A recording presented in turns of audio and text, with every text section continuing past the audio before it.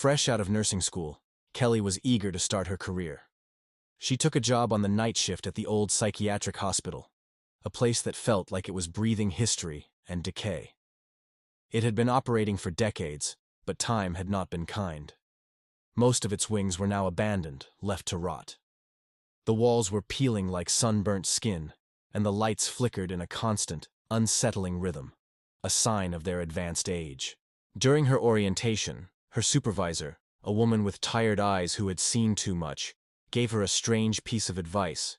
It wasn't about medication schedules or patient protocols. She leaned in close and said, "Just one thing, Kelly. Never, under any circumstances, open room 6. It's been sealed for years. For safety." Kelly, young and pragmatic, just nodded. She dismissed it as one of those quirky superstitions that tend to crop up in old, eerie places, a hazing ritual for the new recruit. But the night shift in a place like that has a way of changing your perspective. As the hours crawled by, the silence of the long, empty halls began to feel heavy, almost suffocating. The only company she had was the distant, electrical hum of dying lights, a sound that echoed and amplified in the quiet. The supervisor's warning, which had seemed so silly in the bright light of day, started to feel less like a superstition and more like a premonition. The weight of it settled on her shoulders. Around 2 a.m., the deepest, darkest hour of the night, Kelly was making her rounds. Her footsteps echoed unnervingly as she walked through the psychiatric wing, a section of the hospital that was mostly deserted. That's when she heard it. At first, it was faint, barely there, like the sound of wind whistling through a crack. But as she got closer to room 6, it became clearer. It was soft, muffled sobbing. A human sound in a place that was supposed to be empty. Her heart started pounding against her ribs, a frantic drumbeat in the silence. Was her mind playing tricks on her? She hesitated, then crept closer to the locked door of room 6. Pressing her ear against the cold, splintered wood, she listened. The sound was unmistakable now. It was a woman, crying. Her sobs were punctuated by whispered words, phrases she couldn't quite make out.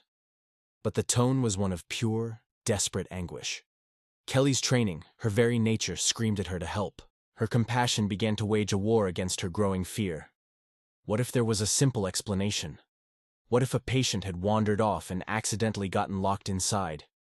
The thought of someone trapped in there, suffering alone, was unbearable. The supervisor's warning faded into the background, replaced by a sense of duty.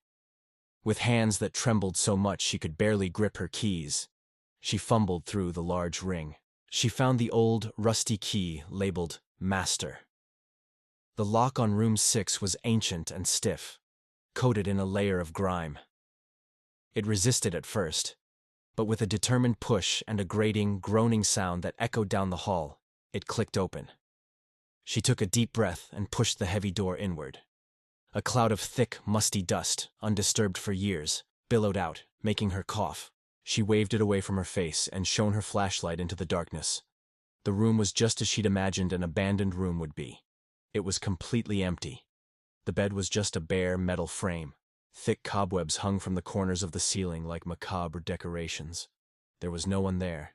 It was obvious no one had set foot in this room for a very, very long time. But the crying hadn't stopped. In fact, it seemed to have changed. It was no longer coming from inside the room. With a chilling, gut-wrenching realization, she understood that the sound was now coming from directly behind her.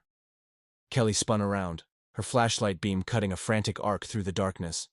But the hallway, the doorway she had just walked through, was gone. In its place was a solid, grimy wall. Before she could even process what she was seeing, the door slammed shut with a thunderous, bone-jarring crash. The sound was final, absolute. And then, there was silence. The sobbing had stopped. She was trapped. Panic set in, cold and sharp. Her flashlight, her only source of light, began to flicker erratically, as if the darkness itself was trying to swallow it. In its stuttering light, she swept the beam across the walls, desperate to find a way out, an explanation, anything. And that's when her blood turned to ice. Scratched into the plaster of the walls, over and over and over again, from floor to ceiling, were the same 4 words, carved with what looked like fingernails. Room 6 is full. Just as she read the words, the sobbing started again, but this time it was different. It wasn't the sound of one woman. It was a chorus, and it was quickly rising into a cacophony of terrifying screams. Her flashlight flickered again, and in the brief flashes of light, she saw them. Figures were beginning to take shape in the corners of the room. Shadowy, spectral patients with hollow black eyes and twisted, silent smiles. With every flicker of her light, they seemed to press closer, their forms becoming more solid, more real. Their mouths, dark gashes in their spectral faces, moved in perfect, horrifying unison. They began to chant, their voices a rasping whisper that filled the small room, growing louder and louder. Room 6 is full. Room 6 is full. Pure, primal terror took over. Kelly scrambled back to the door, clawing at the unyielding wood, pounding with her fists, screaming for help until her throat was raw. But her voice was just one small sound, completely drowned out by the deafening, damned chorus of the room's permanent residents. The next morning, the day shift arrived, noticing the light from under the door of room 6 was out. They found it locked, but this time, it was locked from the inside. It took several maintenance workers to force the heavy door open. When they finally broke in, they found the room was empty. Empty, except for Kelly. She was huddled in the far corner, her nurse's uniform torn and dirty. Her eyes were wide, vacant and unblinking, staring at something only she could see. She was rocking back and forth, a gentle rhythmic motion.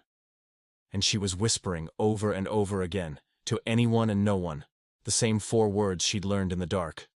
Room 6 is full. Thank you so much for joining me for this terrifying tale. If you enjoyed this story, please hit that like button and subscribe to the channel for more chills. Don't forget to turn on notifications so you never miss a new video. Stay safe out there, and see you next time.